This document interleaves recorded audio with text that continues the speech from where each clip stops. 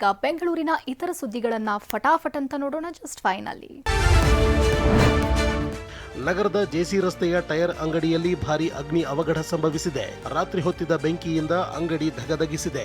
ಕೂಡಲೇ ಅಗ್ನಿಶಾಮಕ ಸಿಬ್ಬಂದಿ ಸ್ಥಳಕ್ಕೆ ದೌಡಾಯಿಸಿದ್ರು. ಬೆಂಕಿ ನಂದಿಸಲು ಹರಸಾಹಸ ಪಟ್ರು. ಅಗ್ನಿ ಅವಘಡದಿಂದ ಜೆಸಿ ರಸ್ತೆಯಲ್ಲಿ ಟ್ರಾಫಿಕ್ ಜಾಮ್ ಕೂಡ ಉಂಟಾಗಿತ್ತು.